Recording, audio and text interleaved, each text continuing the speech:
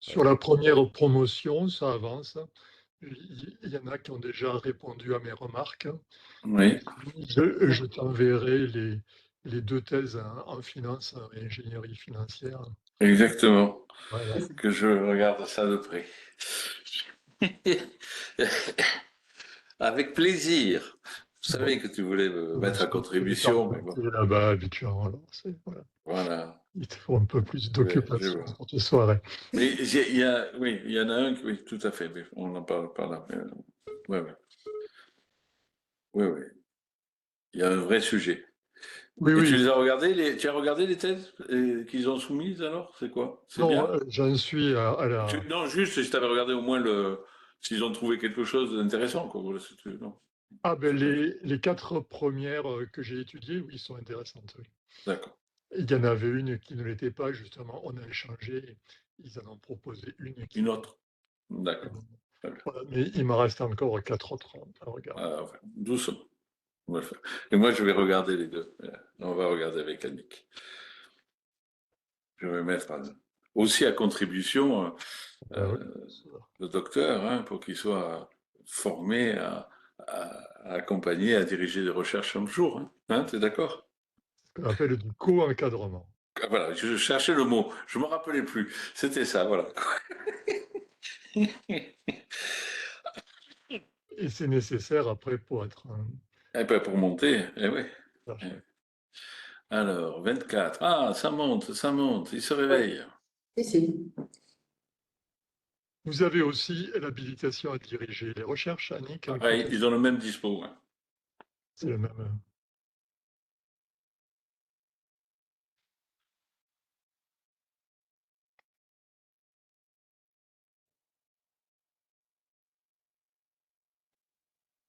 Éco.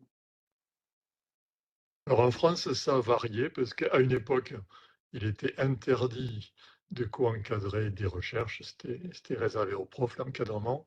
Et puis là, maintenant, ça a changé. Au contraire, il faut avoir 2 ou 3 co-encadrements de thèse Bah oui, pour avoir habilité. ce qui est quand même plus logique. Enfin, Tout à fait. Mais la caste, tu sais, des oui, fois. la casse, c'est un peu chier. Il faut comme ça retardait d'autant plus l'arrivée de concurrents. Voilà. Hein. Comment être habilité à diriger des recherches si tu ne pouvais pas co-encadrer. Hein, c'était bien. Voilà.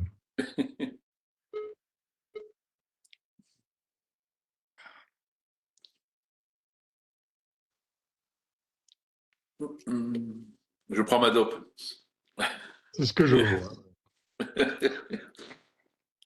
Ouais, toujours ce merde, le virus. Alors, 24, ça bouge plus beaucoup. Ah ben, il y en a qui vont... Moi, j'en ai 33, moi, affichés chez moi. Ah, t'en as 33 à l'affichage, toi?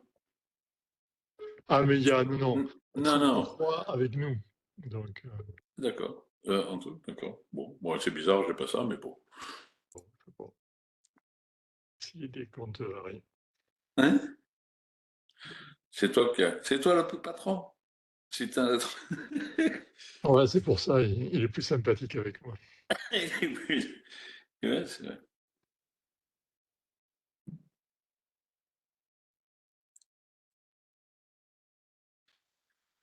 Ok. On en attend combien, en fait, Annick? Normalement, 35, D'accord. je vais te dire exactement, parce que hier, il y en a... Alors, c'était là.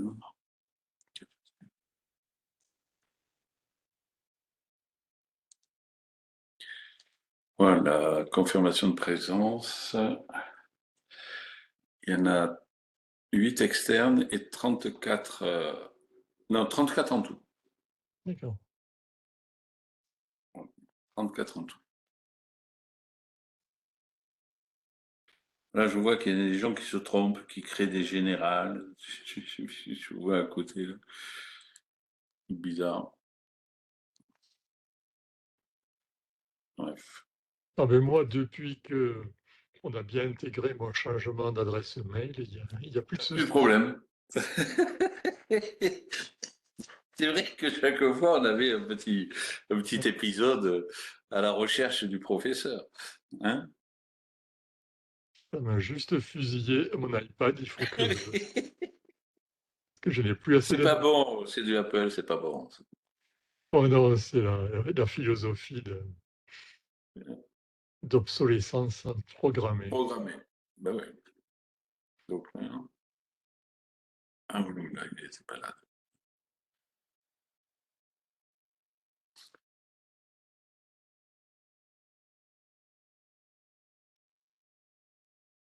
Ah, là, il y avait des gens qui étaient avec nous, là.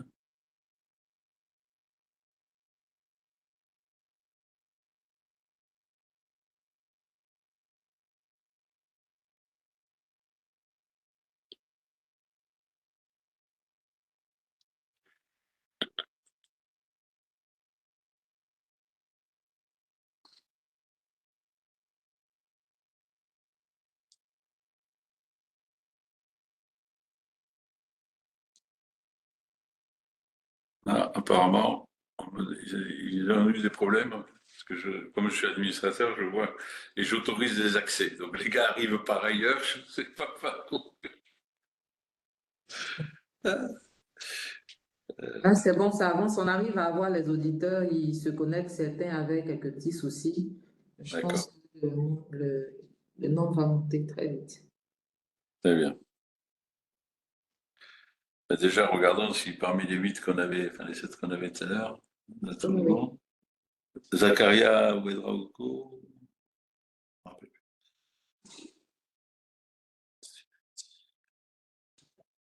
Oui, Drago, Kwame, il est là.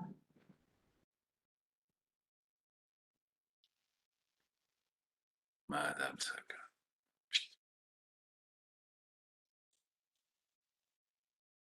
Ondako est là.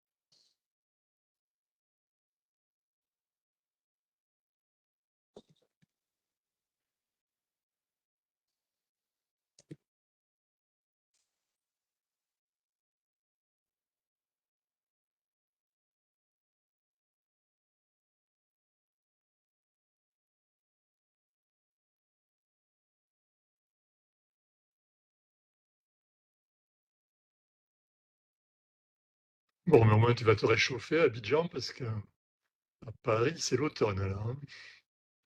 Et gris et frais.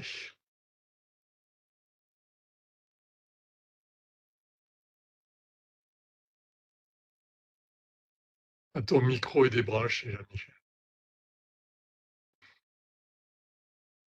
Minerve, d'accord. Voilà. Moi, je vais aller me réchauffer au soleil montpelliérain. Enfin bon, Ben, à Toussaint, il pleut d'habitude chez nous. Hein. je vais gagner 4-5 degrés, voilà. Oui, les degrés, mais pas. La pluie, Oh, ça. ça va, je crois qu'il pleut là quand j'arrive en début de semaine et après, Après, c'est beau. de retour.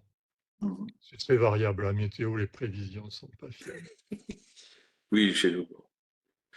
Il va faire un petit séjour. 30, ça monte. C'est bien, docteur. Oui, oui, ça monte. Bon, on démarre quand, là? On Oh, démarre à 15. à À 15, 15. voilà. Allez, À 15, on 15. démarre. 15, on démarre. Moi, je vais essayer d'en joindre un, là, que j'ai vu. Hein? Une, plus exactement. Et je coupe mon micro. Donc.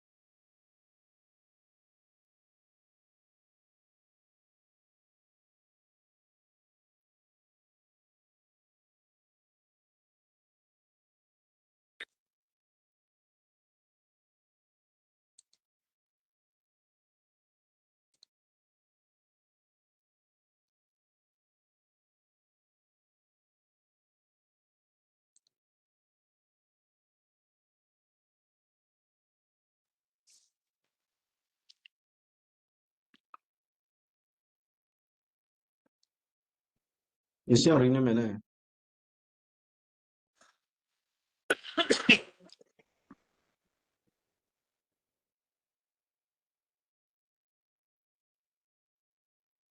Bon, mais le compte à rebours est démarré, Annick. On va pouvoir bientôt y aller. Voilà, il est 15, donc on va y aller rapidement. Petit mot introductif. Chers auditeurs, bonjour. Bonjour d'abord, professeur Rivière. Bonjour, monsieur Brissot. Professeur Zung et Mingli, bonjour à vous. Donc, bonjour, chers auditeurs. Soyez les bienvenus à cette réunion qui concerne votre doctorat. Je vais d'abord me présenter. Je suis Annie Katsin, je suis la directrice générale de la compagnie académique de formation. Je salue vraiment la présence du professeur Rivière que je retrouve avec joie ce matin.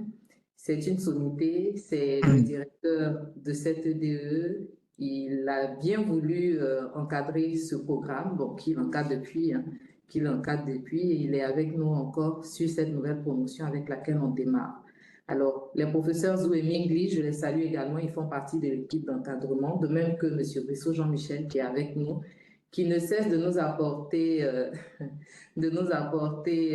un gros plus avec les étudiants de finance qui le connaissent très bien, qui l'aiment bien titiller.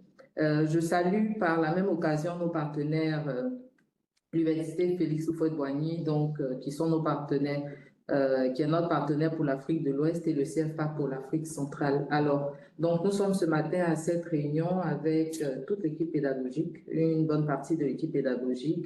Nous allons vous parler de votre EME. Je vais laisser intervenir premièrement M. Rivière, le professeur Rivière, à la suite de qui j'interviendrai sur quelques aspects de votre formation. Et puis après, le professeur Rivière, moi-même, M. Brissot et les professeurs Zou et Mingli répondront à vos questions. Je vous demande, tous autant que vous êtes, de garder vos micros fermés pour ne pas perturber les différentes présentations. Vous devez garder vos micros fermés. Au moment des questions, nous vous permettrons de poser vos questions dans le chat. Voilà. Professeur Rivière, si vous voulez bien y aller, je vous laisse la parole. Merci. Merci Annick. Bonjour à tous. Donc, je vais essayer de vous présenter en introduction la philosophie générale de ces EDE. Vous êtes tous, ou presque tous, des ingénieurs ou des maîtres ingénieurs. Donc, un ingénieur, quelle est sa qualité première? Sa qualité première, c'est de savoir bien poser un problème et ensuite de proposer une ou plusieurs solutions. Donc ça, les ingénieurs sont reconnus pour cela dans tous les pays, hein, dans toutes les entreprises. Et quand on fait appel à des ingénieurs, justement, c'est d'abord pour bien formaliser les problèmes, parce que s'ils sont mal posés, il y a peu de chances de bien les résoudre. Et puis surtout, après, on les attend pour apporter des solutions. Là, avec ce doctorat, vous allez découvrir un autre monde. Vous allez commencer par vous rendre compte que, quelle que soit la problématique que vous avez retenue, quel que soit le problème que vous avez à résoudre, eh bien, il existe dans différents pays des dizaines de chercheurs qui, avant vous, aujourd'hui et puis après, travaillent exactement sur le même sujet et ont déjà apporté des éléments d'analyse, des éléments de solution, etc. Donc ça, c'est quand même un premier choc, c'est une première découverte, c'est que vous n'êtes pas tout seul sur un problème. Il y a toute une communauté de chercheurs qui travaillent sur une problématique équivalente. Bon, des fois, ce n'est pas exactement le même problème que vous, mais ça s'en approche de façon très forte. Il est très important d'identifier cette communauté parce que, bien sûr, elle va vous apporter tout le travail qu'elle a déjà fait. Donc, vous allez pouvoir identifier des articles, des thèses qui ont été rédigés et qui apportent des éléments d'analyse et des éléments de solution aux problèmes que vous traitez. Ça, c'est le premier point et c'est peut-être le plus important parce que c'est comme ça que vous allez devenir savant. On appelle un savant quelqu'un qui est au courant de tout ce qui se fait sur sa thématique de recherche, qui la suit, qui connaît personnellement les chercheurs impliqués et qui, du coup, a une très grande connaissance de tout ce qui s'est fait et de tout ce qui est en train de se faire sur sa problématique. Ça, c'est un savant. Un savant n'est pas spécialement quelqu'un d'innovant. C'est la deuxième partie de votre apprentissage et de votre travail. Ça va être, une fois après avoir digéré toutes les connaissances et toutes les innovations qui ont été apportées par cette communauté de chercheurs, ça va être d'apporter votre propre innovation. C'est la petite partie, le plus, que vous allez mettre en commun avec les autres chercheurs. Donc ça, ça va être la deuxième partie importante et, nouvelle de votre travail. On ne demande pas spécialement à un ingénieur d'innover. Par contre, un chercheur doit innover. Alors, comment cela va être organisé? Eh bien, déjà, ça va être organisé sous la forme de groupes de travail pluridisciplinaires. C'est-à-dire que les problèmes que vous allez aborder, les problèmes que vous allez nous soumettre et que nous allons valider sont généralement pluridisciplinaires. Pour vous, ça va être essentiellement un mélange de 3 disciplines: l'ingénierie des données associée à l'informatique, la logistique et puis la finance d'entreprise associée à l'ingénierie financière. Généralement, les problèmes que vous allez aborder concerneront 2 ou 3 de ces disciplines. Pour cela, de façon à ce que vous puissiez bien dialoguer avec vos camarades qui vont participer avec vous au projet, ce sera des groupes de 3 ou 4 doctorants, eh bien, il va y avoir durant le premier semestre un effort de formation à faire pour tous. Par exemple, les ingénieurs logisticiens devront se mettre à niveau en finance et en ingénierie et des données. Et donc, des modules de formation pris dans nos EME leur seront proposés. De la même façon pour les ingénieurs ingénierie et des données, on leur proposera des modules en finance et des modules en logistique, etc. Vous avez compris la logique. Donc, cette aventure des EDE sera scandée grosso modo en semestre. Donc le premier semestre sera consacré à cette mise à niveau commune à tous les étudiants et à la définition de votre problématique de recherche. Donc la problématique de recherche, dans un premier temps, sera proposée par le groupe. C'est en discutant entre vous que vous allez nous proposer une problématique de recherche. On la validera et au fur et à mesure, en fait, on va la préciser, la faire évoluer jusqu'à la fixer. Ça, c'est le travail du premier semestre. Le deuxième semestre sera consacré à la recherche bibliographique. Ce sera donc un semestre très important. Et donc là, vous allez chercher des articles et des thèses correspondant à la problématique que vous avez retenue. Donc ce sera un semestre qui se conclura par une synthèse, c'est-à-dire que là, vous commencerez à devenir vraiment savant et donc vous aurez une vision, peut-être pas exhaustive, mais déjà bien précise des travaux de recherche qui ont été menés ou qui sont en cours sur le sujet. À partir de là, on vous demandera un exercice imposé qui consistera à choisir une thèse déjà soutenue et à reproduire les travaux de recherche et de développement, surtout, qui ont été faits lors de cette thèse. C'est un exercice très riche qui est coutumier dans le monde de la recherche parce qu'on n'admet pas comme ça les révolutions, les découvertes. Une fois qu'une équipe a proclamé avoir fait avancer la science et avoir fait une recherche, une découverte, eh bien, toutes les autres équipes essayent de reproduire ce travail et de le valider ou de l'invalider. Donc, vous verrez, c'est un travail très intéressant et qui va vous obliger à rentrer dans le détail des travaux d'une ou plusieurs thèses et puis de faire les développements. Par endroits, il y aura des blancs et il faudra les compléter. Et à l'issue de ce travail-là, vous aurez beaucoup progressé. Viendra alors le travail de développement de votre chef-d'œuvre, durant lequel vous allez vraiment innover.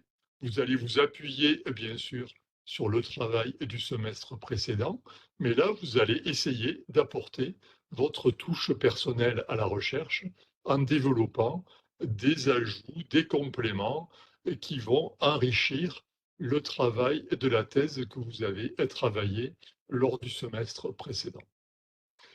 À partir de là, vous aurez presque fini. Le dernier semestre sera consacré à la finalisation, bien sûr, de votre chef-d'œuvre. Un chef-d'œuvre n'est jamais achevé et donc vous aurez toujours envie de l'améliorer et de le finaliser, mais aussi et surtout à la rédaction de votre thèse et à la rédaction d'un article pour publication. Et donc, comme ça, en 5 semaines, en 5 semestres, excusez-moi, 5 semaines, ce serait vraiment trop court. Dans 5 semestres, vous aurez réalisé tout votre travail de doctorat et le jury pourra valider votre diplôme. Voilà, très schématiquement, résumé la philosophie et le déroulement de votre travail de doctorat. Maintenant, Annick Hatsin va vous préciser un petit peu le planning, avec en particulier la période de formation et puis bien sûr les autres périodes. À toi, Annick. Merci beaucoup, professeur. Merci de me donner la parole. Alors, chers auditeurs, avant de vous préciser le planning, je voudrais juste attirer votre attention sur le fait que vous avez été retenu pour une formation très exigeante. C'est une formation exceptionnelle. Nous sommes en général ici, donc, à cette réunion, dans le groupe des auditeurs constitué d'auditeurs qui viennent de nos EME et d'autres auditeurs qui viennent de formations autres que les nôtres. Nous avons pu tout à l'heure échanger avec les autres et je souhaiterais vraiment que vous prêtiez une attention à tout ce que nous allons vous dire parce que c'est fondamental pour vous. Il faut que vous puissiez respecter toutes nos consignes pour réussir votre EME et votre EDE, s'il vous plaît, donc votre Executive Doctorate of Engineering, sans beaucoup de difficultés. Ça ne va pas être facile, c'est pas très simple, ça va pas se faire tout seul, ça va demander que vous vous impliquiez. Alors, au niveau pédagogique, vous devez comprendre que vous êtes dans un doctorat et que vous faites de la recherche appliquée. C'est différent, les choses sont différentes. Le professeur Rivière vient de le dire. Les conditions sont vraiment différentes de ce que vous avez connu jusque-là. Vous allez devoir travailler en groupe pendant 27 mois, les 27 mois que vont durer ce doctorat, sous la direction de vos encadreurs, donc principalement du professeur Alain Rivière. C'est un engagement que chacun d'entre vous a pris en candidatant pour cette EDE. Si vous êtes retenu aujourd'hui, sachez que vous devez tenir cet engagement et le respecter. Nous allons porter à notre niveau une attention particulière à ce que vous respectiez les fondements de notre méthode pédagogique. J'insiste, une réelle assiduité, un travail régulier, quasi quotidien sur les plateformes pédagogiques quand nous allons commencer avec les modules de prérequis et le module R1 qui porte sur la comportementale. C'est très important. Et nous allons veiller aussi au travail que vous faites ensemble dans vos classes Teams, dans vos classes Webex, pour voir la participation, la contribution de chacun. C'est très, très important. Voilà. Il faut vraiment prendre très au sérieux tout ce qui va se passer et il serait vraiment dommage et ce serait une grande erreur de considérer que pour réussir votre doctorat, seul le domaine de formation que vous avez eu à faire suffit dans le cas de cette EDE. Non, c'est un travail d'équipe, c'est un travail que vous faites à plusieurs, de surcroît une équipe pluridisciplinaire. Il va donc vous falloir avoir les prérequis dans les autres disciplines. C'est très important pour que vous puissiez être en phase avec votre équipe, pour que vous puissiez au minimum comprendre le langage que les autres vont vous parler. Et ensuite, il faudrait que vous suiviez les conseils que toute l'équipe pédagogique va vous donner, votre encadreur principal, le professeur Rivière, avec toute l'équipe pédagogique. Il faut suivre les conseils. Ils sont là pour vous aider, pour vous assister, pour vous accompagner et vous encadrer afin que vous réussissiez cette EDE, surtout que vous réussissiez brillamment. Monsieur Rousseau l'a dit, le professeur Rivière en a parlé, vous êtes notre élite. Il faudrait que vous soyez très brillant et que vous réussissiez très clairement cette EDE. Vraiment, il faut que vous fassiez tout ce que nous vous demandons. Ça va pas être tout simple. Vous allez sûrement souffrir, les choses vont être quelque peu difficiles, mais il faut vous accrocher. Il faut sincèrement vous accrocher et avoir un minimum d'organisation pour pouvoir réussir cette formation. Vous avez été admis, je le dis et je le répète, à une formation très exigeante. Vous allez voir le niveau qui va vous être demandé d'atteindre. Vous allez voir les exigences de l'équipe d'encadrement, principalement du professeur Rivière, qui devra valider tous vos livrables. Chers auditeurs, c'est très important. Le professeur Rivière est professeur des universités. Il a dirigé plusieurs laboratoires, dont celui de Dassault Systèmes, chez qui il a été à l'origine de la production du logiciel CATIA, qui permet de traiter la 3D dynamique partout dans le monde aujourd'hui. Donc, je veux simplement que vous compreniez que c'est vraiment une chance pour vous, une très grande chance pour vous, de pouvoir bénéficier de sa science et aussi de son implication pédagogique. Chers auditeurs, il faut en profiter. Il faut en profiter, c'est très important. Alors, donc, je vais vous présenter le planning de votre EDE pour que vous puissiez... voilà, je vais déjà lancer mon partage. Vous me dites si vous le recevez.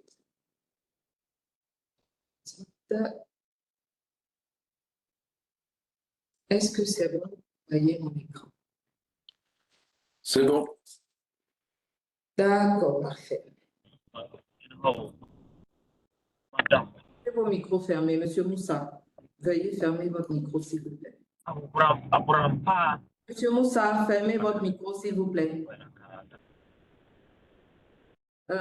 Yves Constant, veuillez fermer le micro de Monsieur Moussa.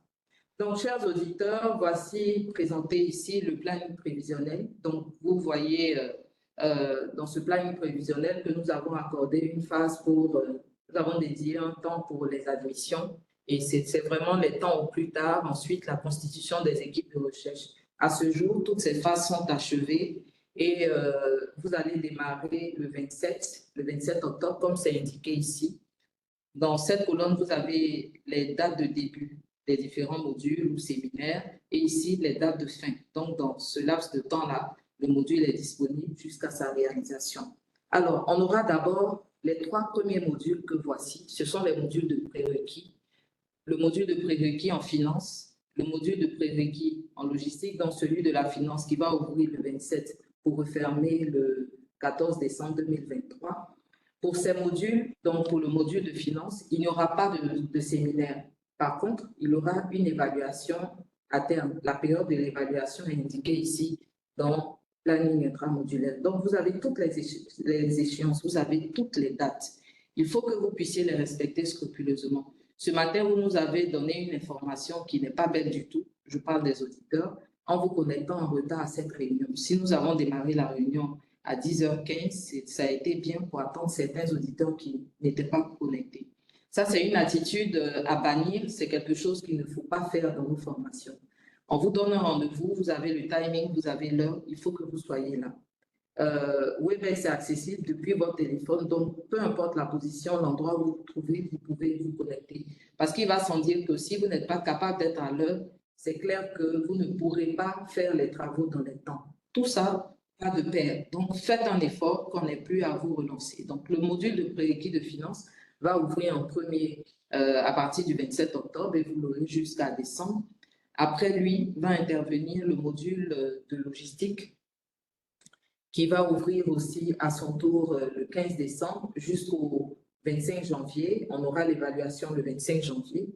Et enfin, le module de data qui va ouvrir le 26 janvier pour se refermer le 4 avril. Alors, vous remarquerez que sur ce module, on a accordé plus de temps. On a accordé plus de temps pour ce module et il y a 2 évaluations parce que sur ce module, vous aurez les supports de cours en 2 temps. Donc, il y a la première partie, vous aurez la première partie des prérequis et ensuite la seconde partie. C'est pourquoi on a 2 évaluations différentes. Donc, l'évaluation de la première partie et celle de la seconde partie. Il est plus costaud que les autres modules, d'où le temps qui lui est consacré. Donc, ça, c'est pour les modules de prérequis. Je vais vous expliquer tout à l'heure, après la présentation du planning intramodulaire, comment vont se faire, qui sont ceux qui vont faire les différents modules de prérequis.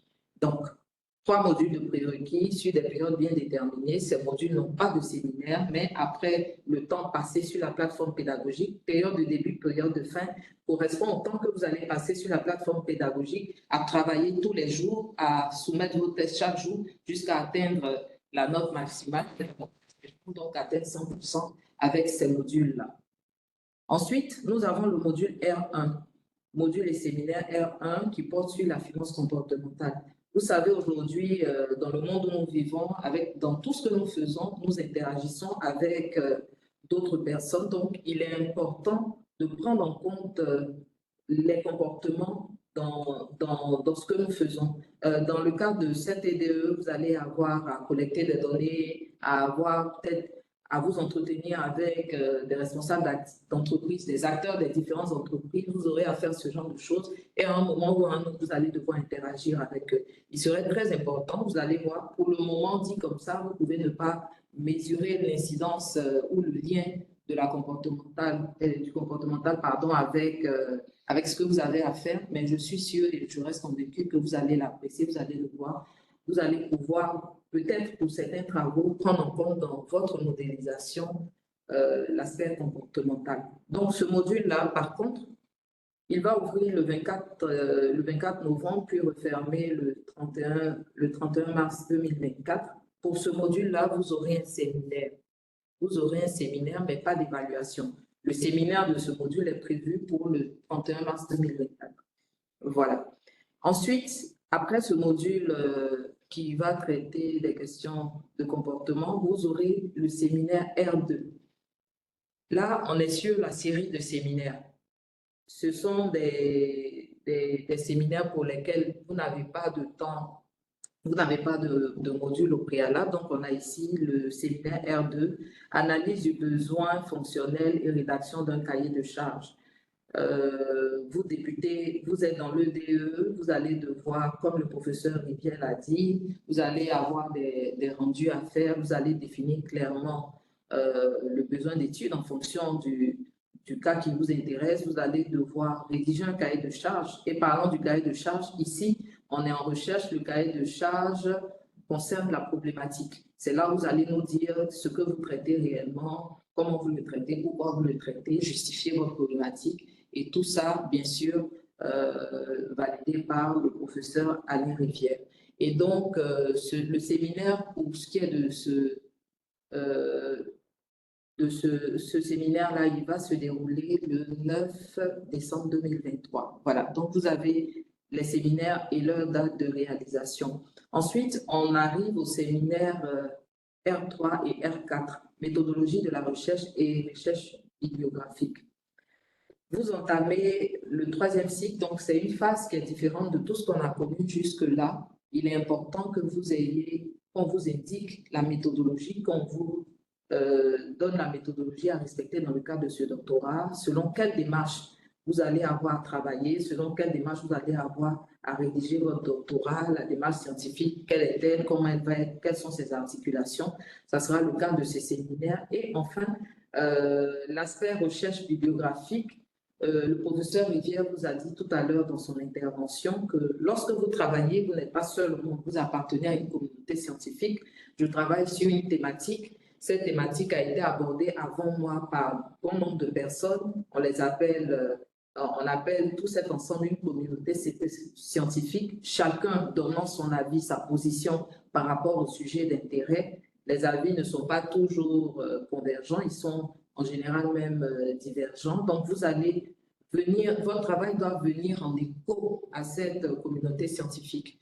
D'où on va parler de recherche bibliographique. Donc, vous allez identifier cette communauté-là, les travaux qui ont été faits sur la question, qu'est-ce que les travaux ont dit sur le sujet, sous quel angle ça a été abordé. Donc, vous allez chercher des travaux qui se rapprochent de ce que vous faites et donc mettre en évidence votre champ de recherche à travers les auteurs qui se sont intéressés à la même thématique. Donc, pour ce module-là, pour ce séminaire-là, ces 2 séminaires, R3 et R4, on a 2 échéances pour les séminaires, donc le 16 décembre et le 24 février. Voilà, donc le 16 décembre pour la méthodologie et le 24 février pour la recherche bibliographique. Ensuite, on va arriver au séminaire R5 et R6 qui portent sur les outils. On est dans le cadre d'un doctorat, on va identifier une problématique sur laquelle on va travailler. Après, il faut penser comment on va matérialiser tout ça. Comment on va matérialiser ce qu'on a identifié, ce qu'on a prévu de faire, comment on le matérialise, quels sont les outils qu'on va utiliser pour y arriver, pour la modélisation et ensuite les simulations qu'on a à faire, les tests d'hypothèse, les validations pour vérifier tout ce qu'on a, on prévoit de faire. Donc, pour cela, on va venir maintenant sur un outil, donc l'utilisation avancée de Python, un outil que les dataïstes, je pense, qui se retrouvent déjà, ont pu voir, ont pu utiliser dans le cadre de leur formation. Pour les séminaires R7 et R8, connexion à une base de données, développer une interface utilisateur friendly. Donc, on est toujours dans les data. C'est un modèle, c'est un séminaire. Les deux séminaires vont se passer R7 et R8 au mois d'avril, le 27 avril pour le premier et ensuite le 27 juillet pour le second. Donc, voici l'ensemble des séminaires que vous aurez à faire dans le cadre de votre doctorat. Et bien entendu, pour chacun d'eux, il y a des livrables attachés. Il y a des livrables attachés. Vous avez l'ensemble des livrables qui sont au nombre de 8. Au nombre de 8, chacun des livrables devant être validé par le professeur Rivière. Vous aurez des séances d'encadrement, donc les évaluations qui sont prévues ici pour chacun des livrables. Le professeur Rivière a déjà détaillé dans sa présentation les différents livrables que vous aurez à faire, notamment définition de la problématique, dans le cahier de charge, la recherche bibliographique, analyse de la concurrence, les développements du modéleur, donc les modèles que vous allez avoir à utiliser.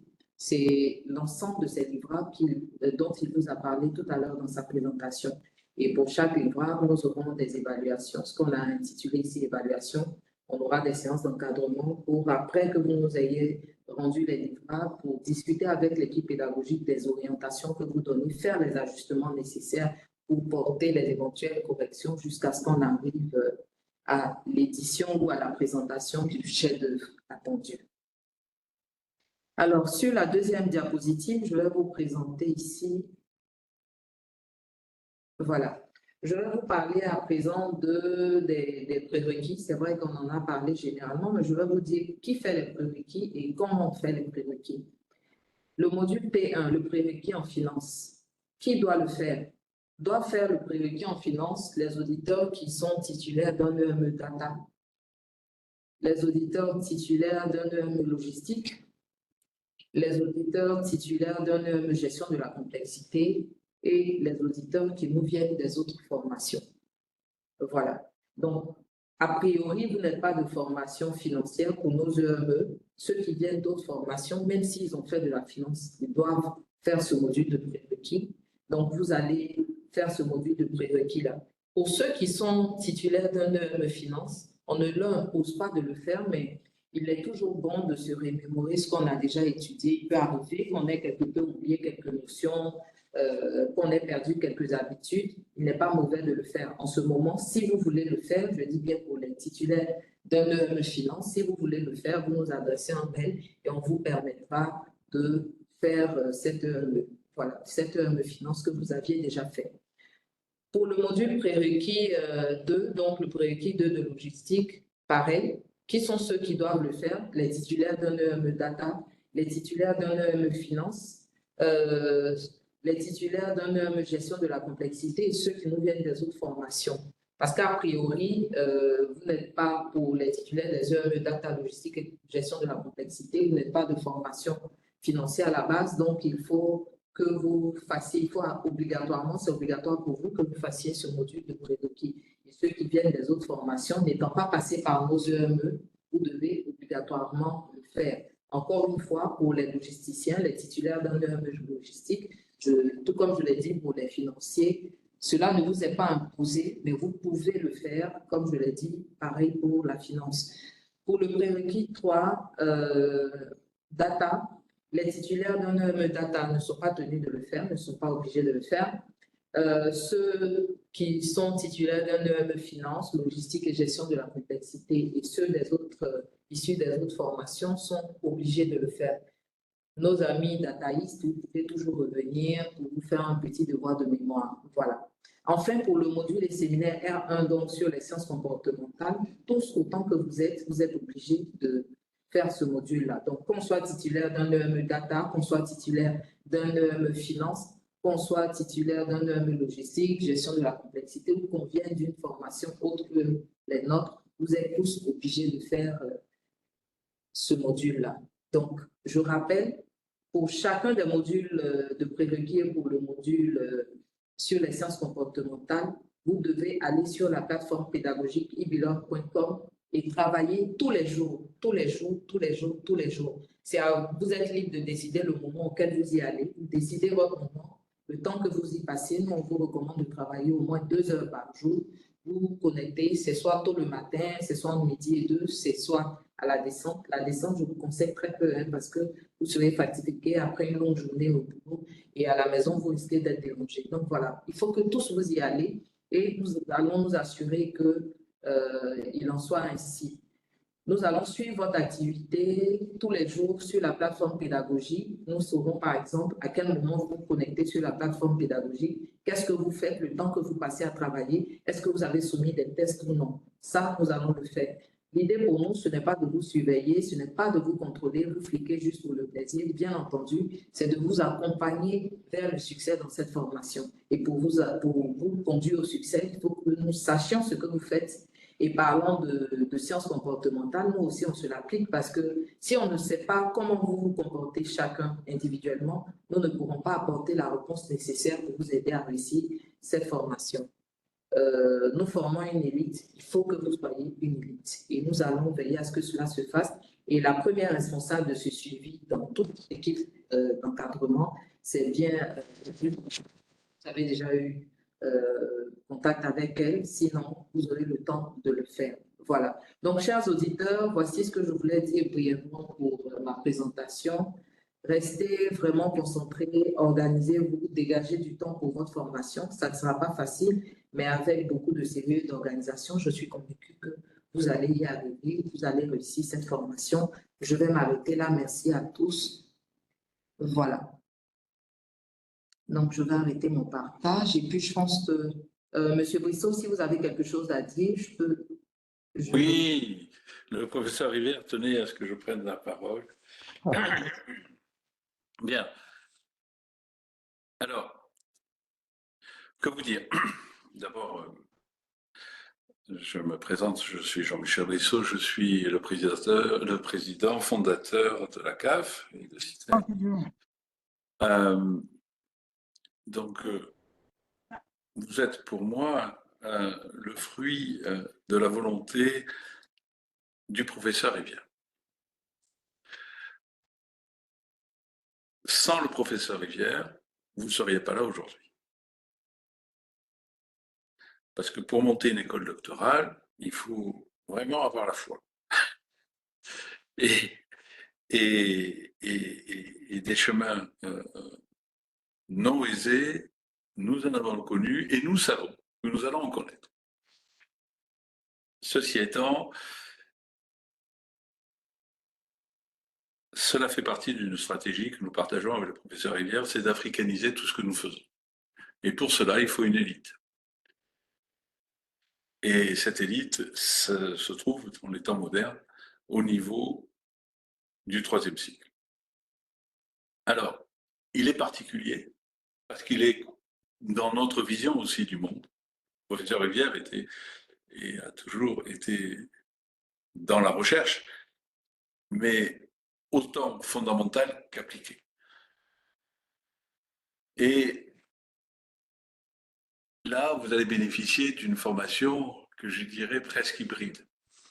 C'est-à-dire avec un grand respect du fondamental, mais avec une volonté, parce qu'elle est temporelle, parce que vous avez d'autres occupations, avec une volonté d'arriver à du concret derrière. Mais vous avez vu, tel qu'il vous l'a schématisé avec les semestres, vous passez comme un chemin initiatique quelque part par la démarche des vrais chercheurs, comme on appelle, des chercheurs, et vous finissez par être des trouveurs. Ça, c'est pour faire un clin d'œil au général de Gaulle. Et donc, là encore, il y a une innovation. Et cette innovation, vous avez la chance de la parcourir, si vous allez au bout, avec le professeur Rivière. Donc, on insiste, que ce soit le docteur Hatzin ou moi-même, sur cette chance, parce que nous, on sait que c'est une véritable chance. Vous ne le savez pas encore, mais vous allez le découvrir. Alors, pour que vous puissiez satisfaire aux exigences, on insiste lourdement sur le premier semestre. Parce que si vous n'êtes pas ouvert d'esprit, je vois mal comment vous allez chercher. Et pour être ouvert d'esprit, ce qui ouvre notre esprit, c'est le langage. C'est-à-dire que si vous n'avez pas de quoi communiquer avec finesse, ça veut dire si vous n'avez pas la capacité de rentrer dans des univers différents, pour moi, vous serez incapable de remplir la tâche et surtout les attentes que nous avons pour pouvoir ensuite poursuivre et aller vers cette beauté qui est d'être d'abord savant et ensuite novateur, voire innovant. Et donc de chercher quelque chose. Mais pour cela, il faut que vous passiez par cette étape-là. Donc cette étape-là, pour moi, elle est à la fois commando, parce qu'on vous demande de faire très clairement en un mois ce que vous avez fait en EME, des fois en 2, voire en 3. Hein. Et en plus, on ne vous demande pas les mêmes exigences, puisque notre objectif, c'est que vous ayez 100% de réussite sur la plateforme et à l'examen. Ça, c'est ça le niveau. Alors, bien sûr, on accepte que vous ayez un peu moins, et donc si vous arrivez du premier coup, ça sera 75% pour y arriver. Mais si vous n'arrivez pas à 75%, vous repartez pour un mois. Et si vous n'arrivez pas, vous repartez pour un mois, mais avec 10 points d'objectif supplémentaires, c'est-à-dire à 85%. Et si le mois suivant, dit de reprise, vous n'arrivez pas à ce 85%, eh bien vous repartez pour un troisième mois. Parce que notre objectif, c'est que vous ayez complètement assimilé le langage que nous voulons que vous assimiliez. Et donc là, vous arriverez à 95%. C'est notre philosophie. On ne vous lâche pas, mais vous êtes obligé de retravailler et tant que vous n'êtes pas au niveau, on ne vous lâche pas. Mais ça signifie, comme l'a dit le docteur Hatzin, tu as vu, j'arrête pas de bégayer sur docteur, professeur. J'espère que bientôt je dirai professeur, docteur. Oui, je pense que c'est en chemin sûrement. Ce que je voudrais que vous compreniez bien, c'est que là, c'est 6 mois commando. Parce que vous allez vous ouvrir des sciences que vous ne connaissez pas, ou que vous croyez connaître. Avec un langage, avec une démarche, y compris en data. Alors data, comme on sait que vous êtes loin de tout cela, on l'a séparé en deux. On est moins exigeant temporellement sur la data, et le professeur Zhou et Minglet qui sont là aujourd'hui, je les remercie. Vous avez la chance là aussi d'avoir 2 personnes exceptionnelles qui vont pour encadrer avec le professeur Rivière, surtout la fin de votre, enfin la mise en œuvre de votre chef-d'œuvre, d'accord. Je veux vraiment que vous compreniez qu'il va falloir que vous prépariez vous-même, mais aussi votre famille, votre entourage, votre organisation professionnelle pour dégager du temps et vous ouvrir à ces nouveaux langages. Et c'est pas scolaire. Il faut que vous compreniez bien tout ce que vous allez faire. Et donc, je le dis bien, hein, vous allez être surpris. Vous allez être surpris, même tous nos maîtres ingénieurs. Il ils sont là, je parle à vous, hein, d'accord? Parce que le rythme est largement supérieur à ce qu'on vous demande et l'exigence est très, très, très supérieure à ce que vous avez eu à faire. Voilà, c'est clair. On veut que vous soyez vraiment sachant, hein, pas à moitié, sachant. Si vous parlez de finance, ben, il faut que vous sachiez parler de finance. Si vous parlez de logistique, il faut que vous sachiez parler de logistique. Si vous parlez de data, ben, c'est pas de dire vous attendez que quelqu'un vienne vous la faire. Il faut que vous soyez capable au moins de commencer à réfléchir avec la logique des dataïstes.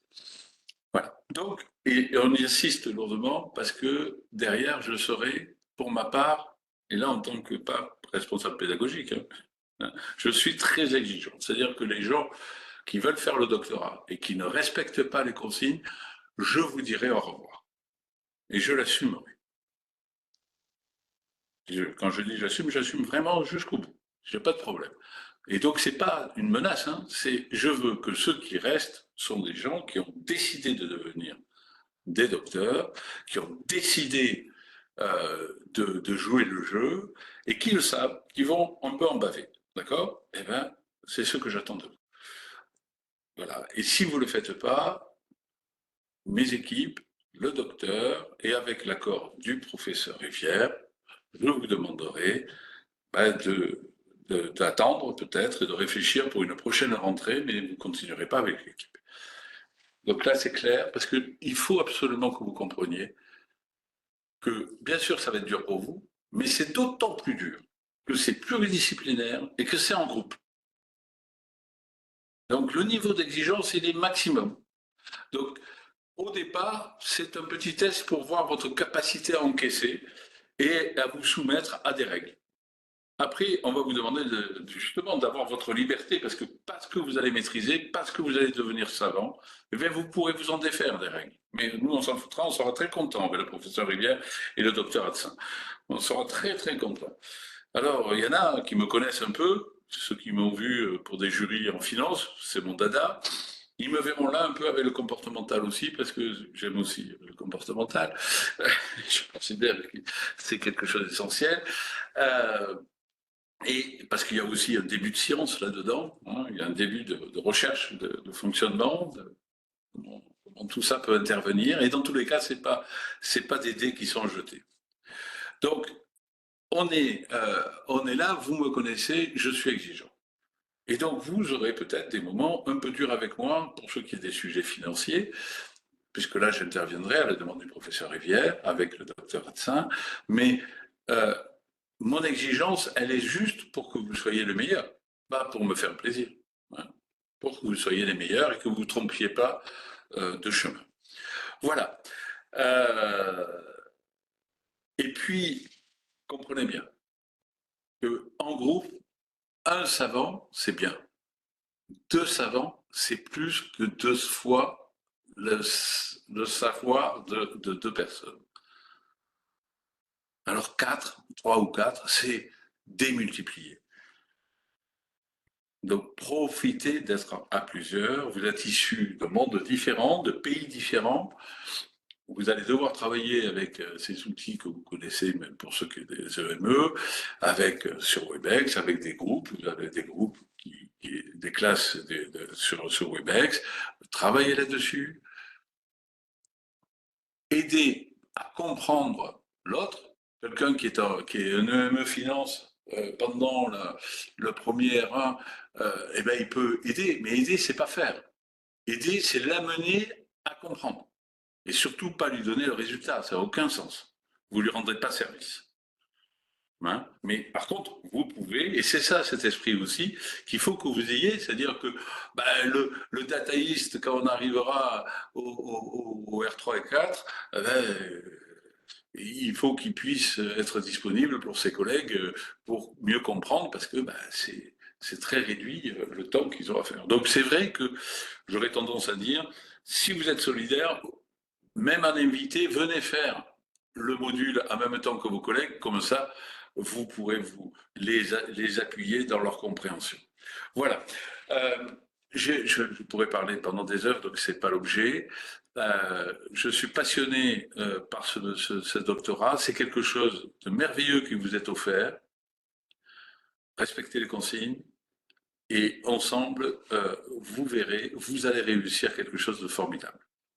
À bientôt. Merci beaucoup, Monsieur Brissot. Alors, chers auditeurs, à présent, nous allons prendre vos questions. Vous pouvez poser vos questions dans le chat parce que pour éviter les bruits de fond, vous posez vos questions et ensemble, nous allons nous faire un plaisir de vous répondre. Alors, il y a On pourrait dire un mot que si le professeur Zhou est encore là ou Bingley, qui pourrait nous dire bonjour, nous saluer, s'ils sont encore là. Professeur Zhou, Oui, professeur je Ming. ne suis pas sûr, mais Zhou est encore là. Donc, bonjour tout le monde. Bonjour.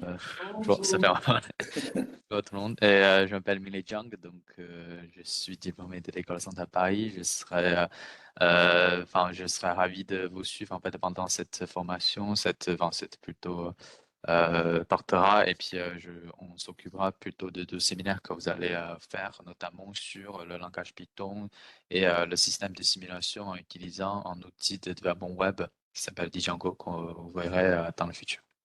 Merci. Merci à toi. Merci, professeur.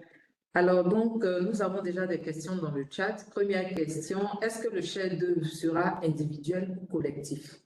Première question.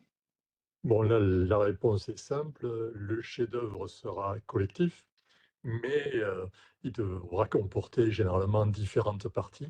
Et là, on pourra évaluer le travail de chaque individu ainsi que ses capacités. Et puis, tout le monde l'a compris, le chef-d'œuvre sera numérique, hein, parce qu'à notre époque, on ne fait plus de chef-d'œuvre physique, enfin, en tout cas, on en fait de moins en moins, et donc ce sera un chef-d'œuvre numérique. J'en profite pour le préciser. D'accord. Alors, deuxième question, en cours de formation, est-ce qu'il serait possible de postuler à des bourses de recherche dans des laboratoires? Je n'ai pas bien compris la Je ne question. comprends pas. Vraiment. Effectivement, c'est-à-dire, est-ce que pendant le parcours du doctorat, il pourra en plus postuler à des bourses de recherche dans des laboratoires, des bourses pour la recherche, des accompagnements financiers pour la recherche? Je ne comprends pas. Pourquoi? Je comprends pas parce que soit il veut faire dans un autre laboratoire, d'accord, enfin travailler dans un laboratoire, mais bon, de recherche, j'ai du mal à comprendre. Auditeur Foucault, veuillez préciser votre question pour que nous puissions vous répondre plus clairement. Alors, troisième question, est-ce que le doctorat permet d'être recruté comme enseignant-chercheur? Docteur, je vous laisse répondre à ça ou je le fais bien avant? Je vous laisse répondre, monsieur Brissot. Ah là là. Voilà. Alors, je vous rappelle, et on a toujours été très clair, c'est un EDE. Alors, vous êtes capable de googliser, vous êtes capable de connaître, et j'espère que si vous êtes inscrit, vous êtes renseigné sur ce qui est, je dirais, l'univers de la recherche. Pour être enseignant-chercheur, il faut avoir un doctorat dans une université publique. D'accord? Enfin, au travers d'une école doctorale d'une université publique. C'est même vrai en France. Hein. Les écoles d'ingénieurs doivent être attachées à des écoles doctorales d'universités publiques. Ça, c'est pour être dans le cursus des enseignants dans l'université publique. Ensuite, je vais être clair, si c'est devenir fonctionnaire, donc ça doit passer par là. Voilà, ça c'est clair. C'est pas ce que nous formons. Deuxièmement, nous, c'est pas de la recherche fondamentale, vous l'avez noté, mais de la recherche appliquée. C'est un deuxième élément. Mais dans le cadre de CAF et de CITEC, c'est-à-dire la volonté du professeur Rivière de créer un MIT africain, nos doctorants, et certains sont déjà en apprentissage derrière, des premières promos, d'accord, auront vocation à devenir enseignants au sein de cette université le CITEC étant un institut of technology, et l'objectif, il est là, c'est que, comme je vous l'ai dit au départ, nous puissions africaniser. Donc il y aura une partie de ces doctorants qui deviendront docteurs et qui, pour nous, poursuivront pour être enseignants chez nous, et possiblement, avec nos accords avec les universités locales, comme celle d'Abidjan et peut-être celle d'autres pays, intégrer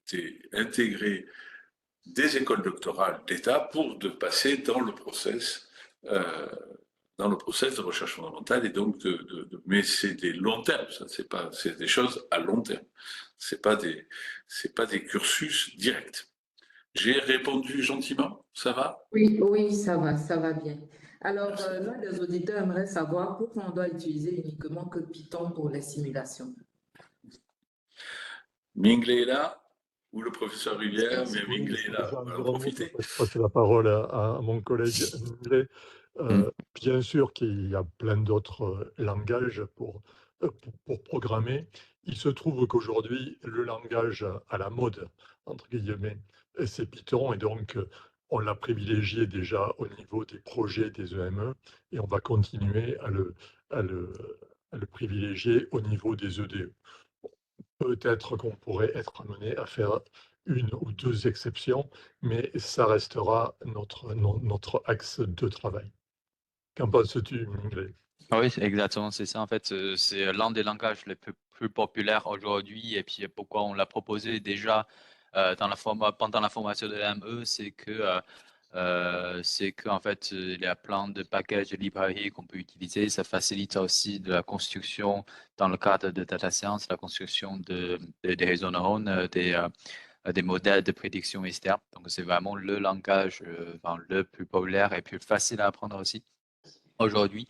Et ça, c'est une des raisons. Et l'autre raison, c'est aussi qu'on a donc maintenant introduit des modules pour faire des interfaces, justement pour collecter les données, analyser les données, et enfin de présenter les données sur les différentes interfaces, sur les différents, par exemple, c'est le langage qu'on utilise, l'outil qu'on utilise s'appelle Django.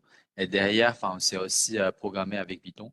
Donc, ça crée en fait un lien non seulement avec l'outil d'analyse, l'outil de modélisation, mais aussi l'outil d'interface. Donc, vous pouvez utiliser un seul langage pour tout faire. Et puis, on trouve que c'est le plus efficace pour vous.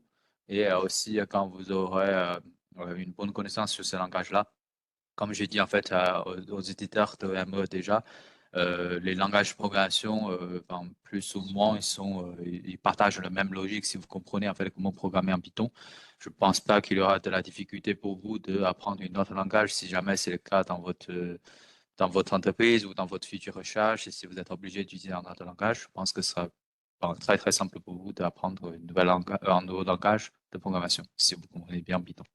Voilà. Merci, Mingley. Merci, professeur. Alors, j'ai une autre question. On voit souvent des doctorats d'économie, de géographie. L'auditeur aimerait savoir qu'est-ce qu'il en est de leur EDE. Par quelle discipline on va le caractériser? Professeur,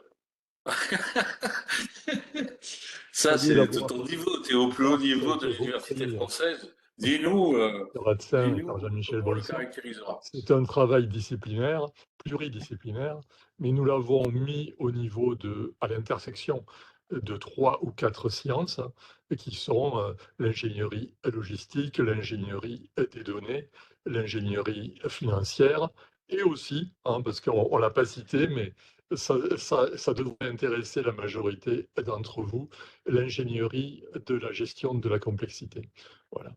Donc, la géographie interviendra peut-être un petit peu, logistique, la géographie est un des éléments, mais ça restera secondaire, ce ne sera pas premier.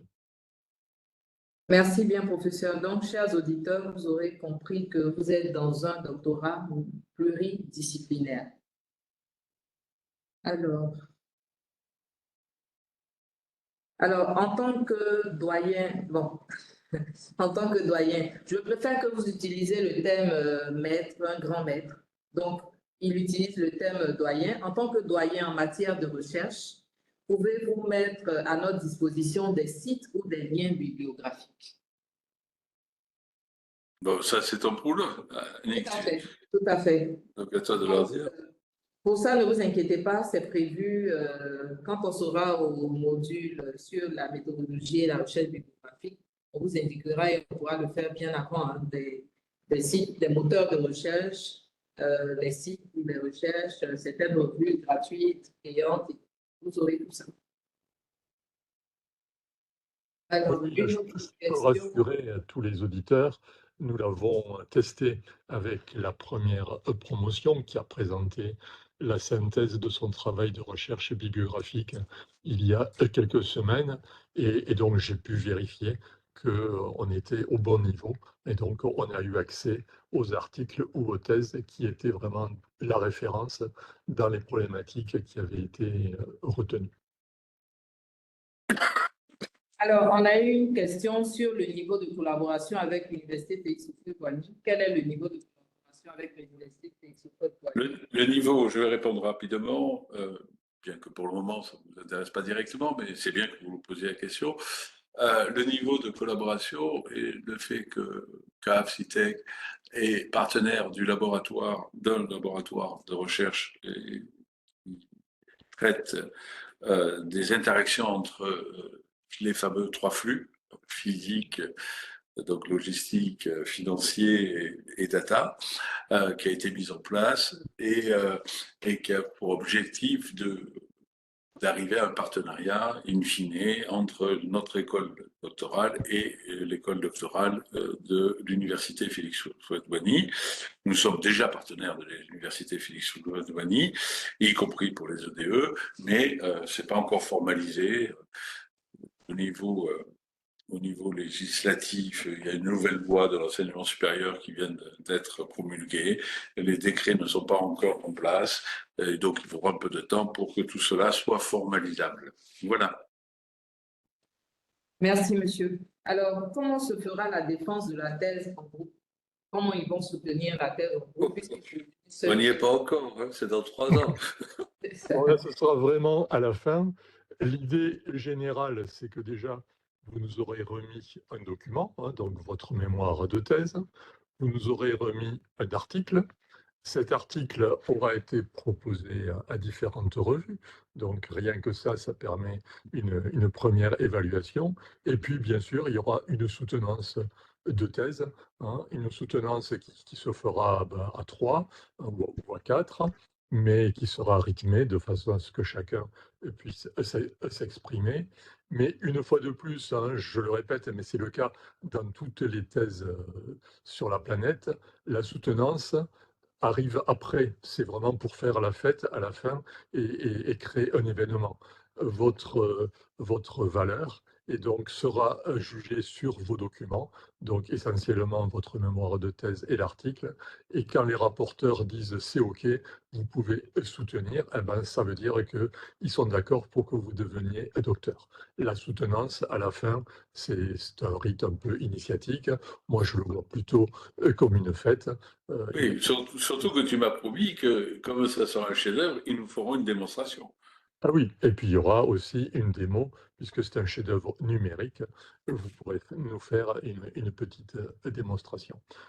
Ça, on en reparlera parce que je sais par expérience que les démonstrations numériques, c'est très casse-gueule, et donc ça se prépare et de façon à ce que ce soit une réussite le jour J. D'accord. J'en profite puisque j'ai la parole aussi pour vous dire que votre chef-d'œuvre, une fois réalisé, ce n'est qu'un prototype, hein.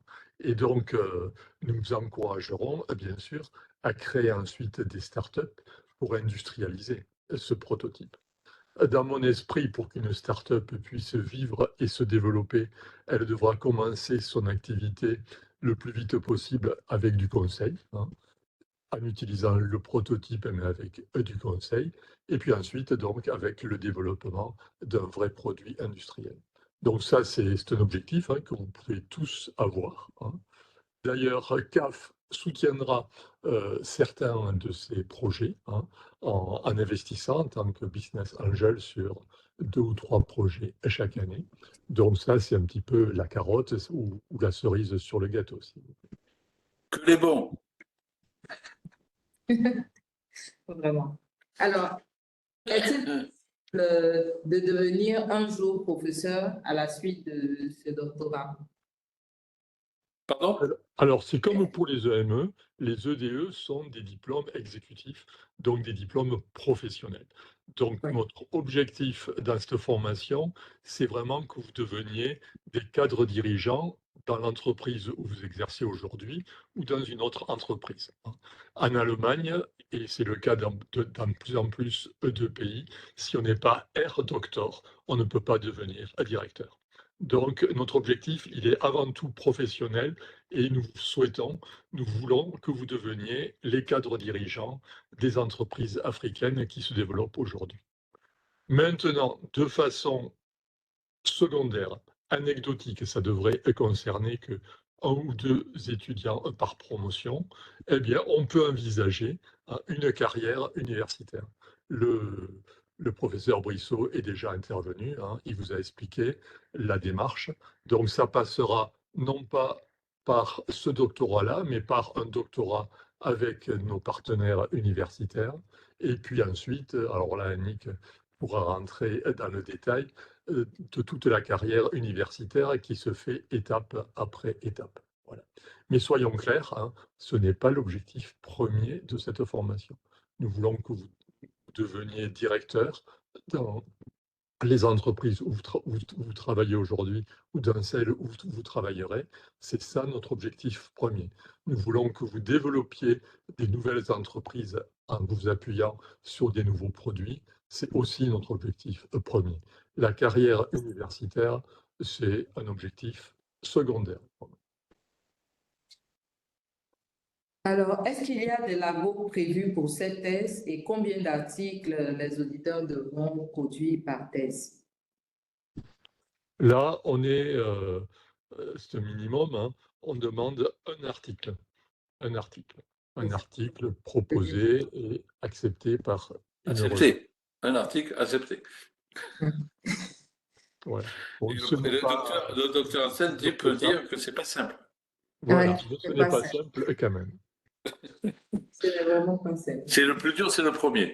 Donc, Mais si vraiment certains sont très productifs, on pourra accepter un mémoire oui. de thèse qui sera une thèse à base d'articles. Hein, on en Oui. parlera, c'est un peu particulier, mais ça existe. Et donc, ça peut très bien arriver à certains d'entre vous. C'est excessivement difficile, hein, parce qu'avoir un minimum, on va dire, de 3 articles acceptés dans des revues International. en 2 ans et demi, il faut vraiment être très très bon. Mais ce n'est pas interdit, l'excellence des fois le permet. Alors, est-ce que les auditeurs auront accès à des bibliothèques ou des ressources nécessaires pour leur recherche? Est-ce que nous, on leur met à disposition des bibliothèques pour le bien de leur recherche? Ben ça, c'est toi. Hein. Tu réponds. Je crois que tu as déjà Tu as répondu. déjà répondu. Hein. C'est ça. Tout à fait. Alors donc, parlant des bibliothèques, on va vous indiquer, comme je l'ai dit tout à l'heure, les sources qui vont vous être Ben, il y aura un séminaire, hein, tu peux leur dire, aura dédié de toute une journée sur ce sujet. Donc, ils Sur ce auront tous les sujet-là. éléments lors de ce séminaire. Est-ce que les conventions avec l'Université Félix Houphouët-Boigny prévoient la reconnaissance du doctorat? Non, il n'y a pas de. C'est un doctorat de ISAE, ISM Paris et de CITEC. Ce n'est pas l'objet, mais comme je vous l'ai dit, la loi fondamentale de Côte d'Ivoire vient de changer concernant l'enseignement supérieur et les mises en application, y compris le statut juridique de l'université va changer. Il y a beaucoup de choses qui doivent changer. Et donc, le président de l'université est notre partenaire depuis plus de 12 ans maintenant. Enfin, le président de l'université est notre partenaire depuis plus de 10 ans. Le président est à fond avec nous. Si il n'y a pas d'embûche particulière, bien sûr qu'à terme, l'objectif, c'est qu'il y ait cette reconnaissance. Dans tous les cas, c'est l'objectif que nous avons avec le professeur Rivière et le docteur Adsin, puisque l'objet, ceux qui sont des EME, vous le savez, donc de CITEC, et d'avoir un établissement, on est co-diplômant, avec le ISAE, ISM Paris, et nous aurons, et nous allons mettre en place toutes les procédures, pour avoir la reconnaissance du CABES de tous nos diplômes, y compris le doctorat. Voilà. Mais dans tous les cas, toutes ces procédures mettent du temps. Hein. Mais en attendant, c'est un diplôme d'ISAE et SM Paris reconnu. Voilà. Oui, ce que je peux peut-être rajouter, puisqu'on l'expérimente avec la première promotion, ce qui est assez facile à mettre en place, c'est une co-direction de thèse. Donc, si vous avez sous la main un directeur de thèse de Félix Houphouët-Boigny ou de l'INEP de Yamoussoukro ou de toute autre université, eh ben, à ce moment-là, nous sommes très ouverts et j'adore en fait faire des co-directions avec d'autres collègues et donc ce sera avec grand plaisir que l'on fera cela. Ce ne sera pas une reconnaissance automatique des diplômes, mais en fait vous aurez 2 diplômes. Vous pouvez avoir l'EDE donc, de CITEC, voilà, et vous pourrez avoir le doctorat de l'université à laquelle sera rattaché le collègue qui co-dirigera la thèse avec vous. Alors, est-ce que des déplacements obligatoires seront prévus durant l'EDE?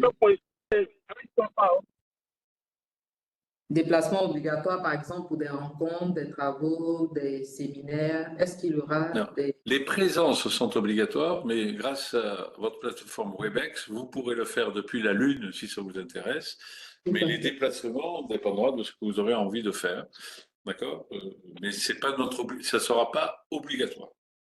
C'est le principe même de toutes nos formations. Hein? Donc la présence est obligatoire. Ça c'est clair, mais elle se fait d'une manière numérique s'il le faut, enfin via des plateformes. On ne vous oblige pas, il n'y a pas d'obligation en la matière. Voilà. Ceci étant, on ne l'a pas dit, j'ai oublié, nous organisons, et il sera organisé, dans le cadre de cette école doctorale, des rencontres, des entretiens, des ateliers. On en a fait un au printemps avec le FMI, le Fonds monétaire international, hein, qui a été une grande réussite, organisée par le docteur Adsin, qui a été très bien, qui s'est très bien passé. Et il va y en avoir d'autres qui vont de type entretien, atelier, colloque, rencontre. C'est des formats un peu différents chaque fois, qui sont prévus au fur et à mesure dans l'année. Voilà. Merci, M. Brissot. Alors, j'ai pas mal de questions sur la reconnaissance de l'EDE dans les différents pays.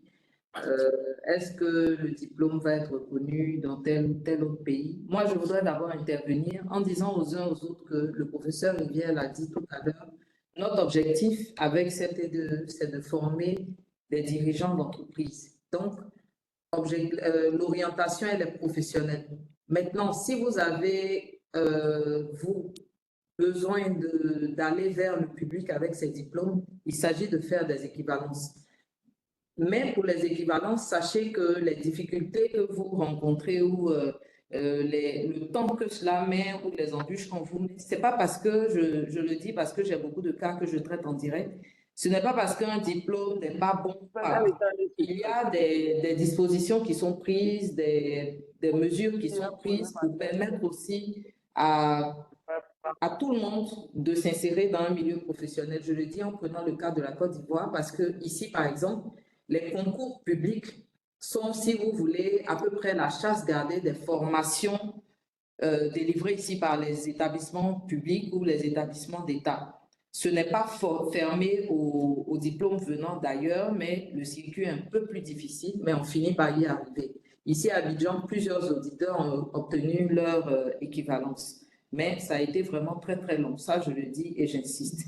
Donc, si vous vous inscrivez dans l'EDE, vous devez comprendre que notre objectif premier, comme l'a dit à juste titre le professeur Rivière, c'est vraiment à destination du privé. Après, le doctorat est quelque chose de spécifique et je dirais en griffe aussi, c'est un peu une chasse gardée pour le public. C'est un sujet qui est un peu délicat au niveau du public. Voilà, donc il n'y a pas de problème de reconnaissance sur les diplômes d'ISA-USM Paris, mais sachez que vous devrez passer par des questions d'équivalence qui peuvent être qui peuvent être assez longues. Voilà ce que j'avais à dire. Si vous avez des compléments. Ce que je peux rajouter, c'est que bon, c'est un peu comme les EME, hein, c'est un diplôme qui est délivré par une école publique française, et donc bien sûr, il est reconnu en France et généralement dans la communauté des pays francophones. Donc par exemple, si vous voulez émigrer au Canada, vous n'aurez aucun problème pour faire valider votre diplôme. Si vous voulez candidater à l'ONU, je cite des exemples, parce qu'en fait, c'est Oui. des exemples qu'on a eu à traiter ces dernières années. Votre diplôme sera reconnu aussi, hein. Et comme le précisait le docteur Hatsen, c'est chez vous, dans votre pays, hein, où c'est le plus difficile. C'est-à-dire que les administrations ivoiriennes, burkinabées, camerounaises, etc., sont les plus pénibles en termes de reconnaissance des équivalences. Alors, on y arrive, c'est un processus qui est un peu pesant, mais on y arrive quand même. Voilà. Mais pour le reste, dans le monde professionnel, il n'y a vraiment aucune difficulté dans le Tout à monde fait. administratif des pays africains aujourd'hui. Et c'est pour ça qu'avec Jean-Michel Brissot et le docteur Hatsen, on travaille à ce que CITEC soit reconnu comme une université africaine de plein exercice. Et à ce moment-là, le problème sera résolu. Mais en tout cas, hein, pour vos problèmes qui sont essentiellement dans le monde professionnel à 95%, il n'y a aucun souci.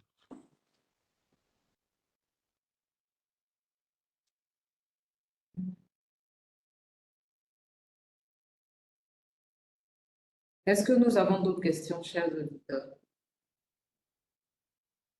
Plus trop, hein, parce qu'à Paris, on commence à avoir faim avec Et Jean-Michel. je voulais juste le signaler, qu'il commençait à faire faim. Nous, on mange assez tôt, hein. Oui. Alors, pour la question sur le certificat d'admission à l'EDE, pas de problème, vous vous adressez au coach et on vous répondra tout de suite. Vous pouvez bien sûr avoir un certificat. Alors, j'ai plus de questions nouvelles parce que la dernière réponse que nous avons apportée répond à plusieurs auditeurs. Donc, j'ai plus de questions nouvelles, cher professeur Rivière, monsieur Bissot. J'ai plus de questions nouvelles.